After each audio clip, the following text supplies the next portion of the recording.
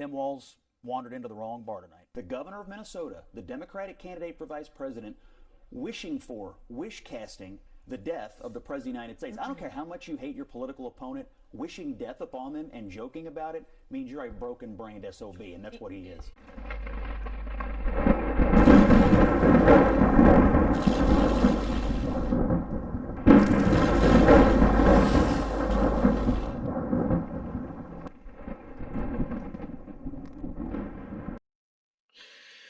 Welcome, ladies and gentlemen. This is January 5th, 2026, Monday, forenoon, afternoon, depending upon when you see this video. Let's get started in today's news of the morning. JD Vance, I appreciate everyone's well wishes about the attack on our home. As far as I can tell, a crazy person tried to break in by hammering the windows. I'm grateful to the Secret Service and the Cincinnati police for responding quickly. We weren't even home as we had returned already to DC. One request to the media: we try to protect our kids as much as possible from the realities of life of public service. In that light, I am skeptical of the news value of plastering images of our home with holes in the windows. Ladies and gentlemen, it's amazing to me that somebody would have the audacity to decide that it would be a good idea to go to the Vice President of the United States home in Cincinnati and try to enter the building. I'm not sure if the person got in or not, but the pictures show holes in the window and so forth and so on, and it's just more craziness. Next, we have Catherine Herridge. She is somebody that I most certainly pay attention to. She has been outed by CNN and so forth and so on, and she's a very reputable source. And if you don't follow her, you most certainly should on Twitter under Catherine Herridge at @CHerridge on Twitter. She's great. In this week's newsletter for Catherine Herridge subscribers, FBI Director Kash Patel, Minnesota Somali fraud probes buried under Biden. Instead of focusing on alleged fraud, some newsrooms prioritized investigating the journalist who publicly exposed the story. I would assume she's probably talking about Nick Shirley. This is a classic shoot the messenger strategy that is designed to discredit the reporter's findings. I know how this works from personal experience. Indeed, she does. In 2020, while at CBS News reporting on the General Flynn unmasking scandal, I think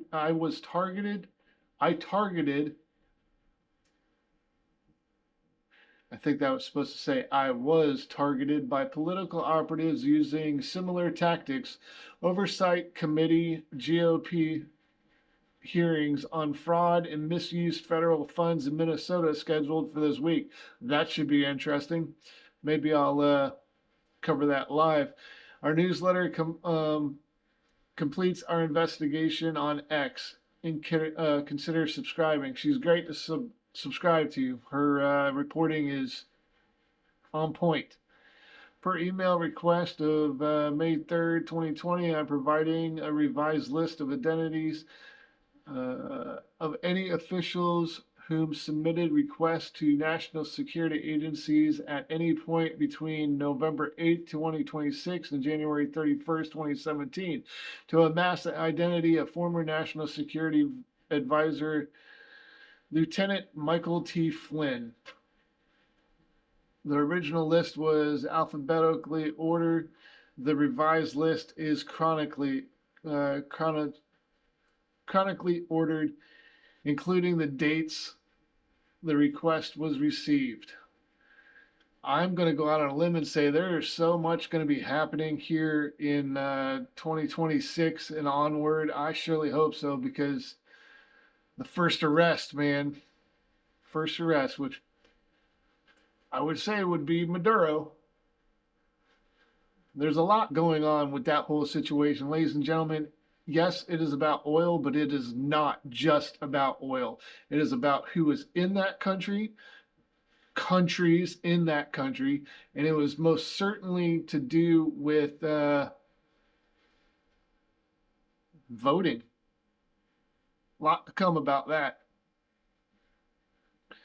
And then we have this: breaking Tim Walz drops out of the governor's race. Time to persecute him. Well, ladies and gentlemen, I'd say he's going to probably sometime in 2026 be arrested. Minneapolis, Minnesota. Major breaking political news out of St. Paul, Minneapolis, Minnesota. Tim Walz will not seek re-election as governor, and what a fall from grace this has been for him.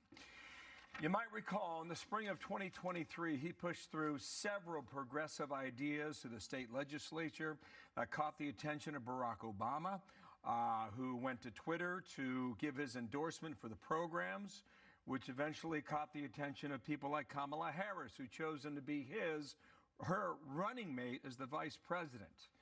Introduced in Chicago at the convention in August of last year, a debate that was an absolute disaster, with J.D. Vance at one point called himself a knucklehead. But after reportedly billions of dollars have been stolen from taxpayers by way of the state of Minnesota, Tim Walz says he will not seek a third term. What a remarkable 2 years in the national spotlight has been for him, Dana. And Walz hit Trump in his announcement. Isn't that interesting? Somebody that gets caught in covering up fraud, which is really interesting to me because of the simple fact that Obama endorsed him, was behind everything that was going on in that state. Not behind per se like the mastermind, but I'm saying endorsements go a long ways in my opinion of what could possibly be massive cover-ups. There's no ifs, ands, words about it. The only reason that we know any of the stuff that's going on is because of the simple fact that Kamala didn't win. More for Tim Walz. This should be interesting. But I kind of liked it when she did this. Turn the page. Yeah, you like that? Okay, so I need you to be with me and practice with me. What are we going to do? We're going to turn the page. Oh, pretty good. Do it again. We're going to turn the page. And we're going to turn the page. All right, so I'm going to be watching you because when I see Wisconsin, and I'm watching nationally on TV because it's a pretty important place, and Minnesota helped you practice with this, you just show me this. Turn the page. Right? Turn the page. And you know what else that looks like? Bye-bye. Bye-bye, Donald Trump. We are turning the page. 52 days and we are turning the page. 52 days and it is bye-bye, Donald Trump. Well, gee, that really aged well, didn't it? Now it's American citizens saying, bye-bye, Tim Walz. Turn the page. Turn the page. I don't know who this lady is. She looks insane. My opinion. So, you know, whatever. Good old Elon Musk and Marco Rubio. So let's see what this is all about, because I've seen this clip and it's fantastic. No, you're wrong in your question. Number one, Venezuela is a major source. And the reason why is the following. And I've seen a lot of this reporting, and it's fake reporting, and I'll tell you why. It says that somehow Venezuela is not involved in the drug trade because the UN says they're not involved in the drug trade. I don't care what the UN says. The UN doesn't know what they're talking about. Maduro is indicted by a grand jury in the Southern District of New York. That means the Southern District of New York presented the evidence to a grand jury, and a grand jury indicted him. And then a superseding indictment came out that was unsealed about a year and a half ago that specifically detailed Maduro's actions. So number one, let there be no doubt, Nicolas Maduro is an indicted drug trafficker in the United States, and he's a fugitive of American justice. You're wrong in your question. Marco Rubio, man, what a good senator, what a good Secretary of State. I love seeing the people get called out because it has been nothing but fake news. These people can't seem to understand how to correctly bring stories to life, meaning they don't tell the truth at all. And they continuously get called out about it. And for some odd reason, they're too stupid to understand that they themselves are damaging their brand, their whatever it is. They are damaging it all. That's why people are losing their jobs. That is why people that work at CNN, NBC, all them people, they seem to not be able to draw viewers like they had been because they have lied to people nonstop all the time, certainly since 2016. And my guess would be long before that. You should teach January 6th as an insurrection because it was an insurrection. The facts are clearly laid out both in the Select Committee's investigation and Jack Smith's investigation that Donald Trump lied to the American people.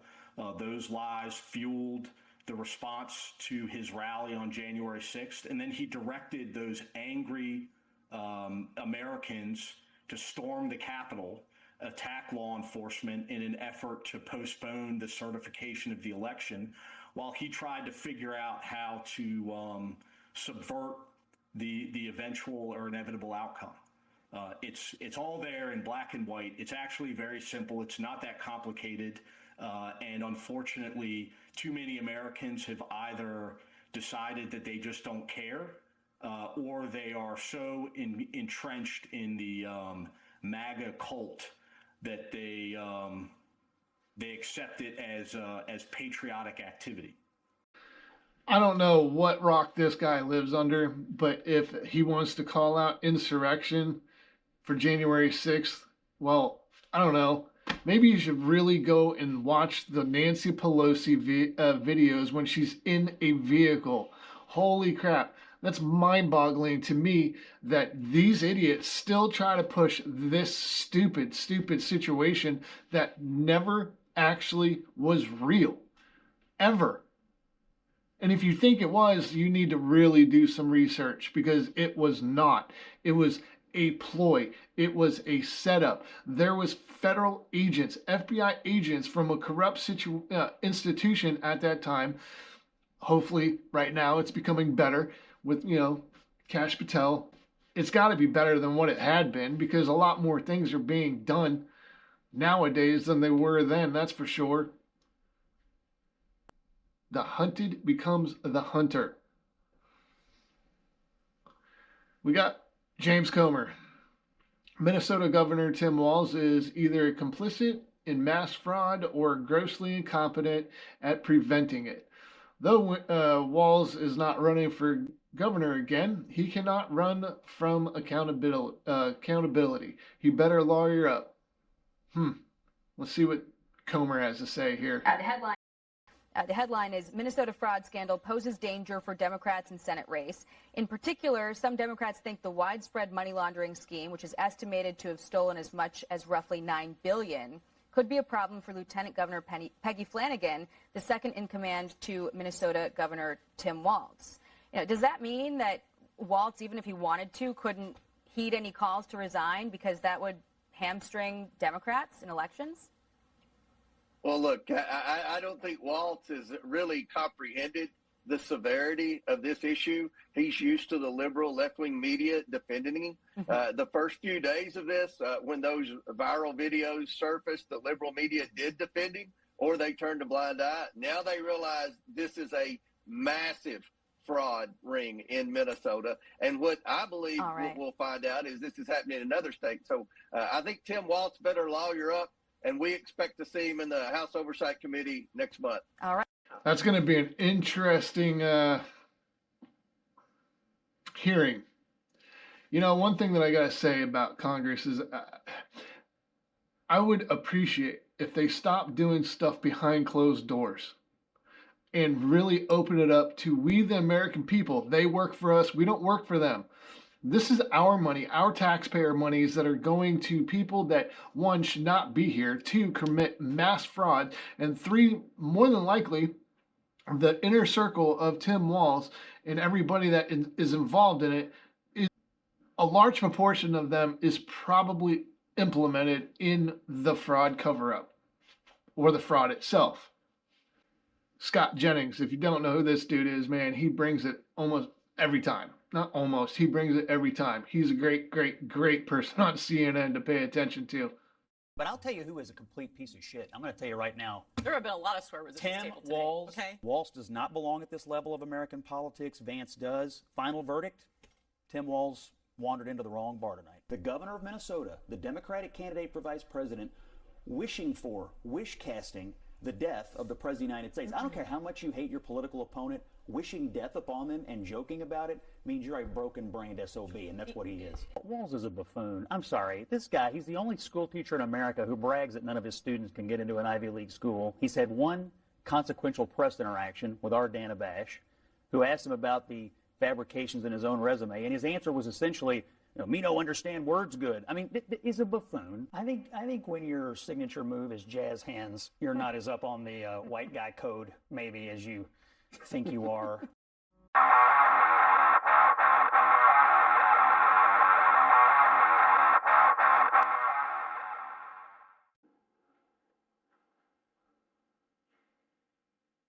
I'll probably have to edit that song out because I'm sure YouTube will be like, oh no, copyright. From the president, if you don't follow the White House on Twitter, it's really awesome. We have taken in and will soon be receiving more than $600 billion in tariffs, but the fake news media refuses to talk about it because they hate and disrespect our country. Our country is financially and from a national security point far stronger and more respected than ever before. President Donald J. Trump. That is, I would agree with.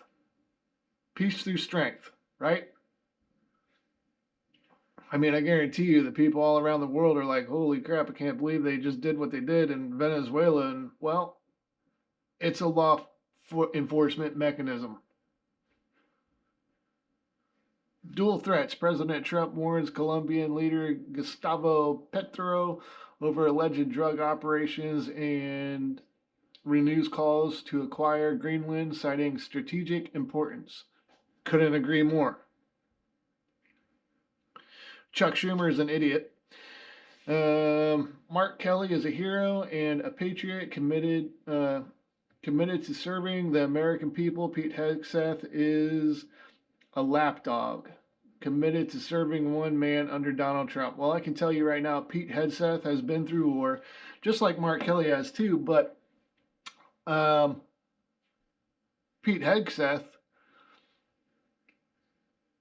is protecting our Constitution. 6 weeks ago, Senator Mark Kelly and 5 other members of Congress released a reckless and seditious video that was clearly intended to undermine good orders and military discipline. As a retired Navy captain who is still receiving a military pension, Captain Kelly knows he is still accountable to military justice in the Department of War, and the American people expect justice. Yes, Mr. Hegseth, Secretary of War Pete Hegseth, I hope that justice gets served to everybody that did what they did to try to overthrow our country. It is time, wouldn't you think? Senator Mark Kelly, over 25 years in the U.S. Navy, 39 combat missions, thank you for your service, and 4 missions to space. I risked my life for this country and defended our Constitution, including the First Amendment rights of every American to speak out. I never expected that the President of the United States and the Secretary of Defense, which is the Secretary of War, Department of War, would attack me for doing exactly that. But see, that's the thing, Mr. Kelly, you're not. You are literally trying to get our military members to not listen to what our Commander-in-Chief and the Department of War is saying for them to do. It's not your job at all. If Pete, I'm just going to skip forward. Pete Hegseth wants to send the message to every single retired service member that if they say something he or Donald Trump doesn't like, they will come after them the same way. It's outrageous and it's wrong. There's nothing more un-American than that. Ladies and gentlemen, if you are a active service member, a retired service member, please, I would love to hear what your thoughts are on this situation that Mark Kelly and 5 other people did about 2 months ago, where they were saying, don't listen to what you're being told, and trying to frame it as illegal orders, which they're not, ladies and gentlemen, they're not. So I would love to hear from you guys, so please leave it in the comment. Like, subscribe, share this video. I highly appreciate it, and it helps dramatically. Sometime in the near future, I will tell you why it helps dramatically. Until that moment, thank you very much. This has been What If News Midday Report.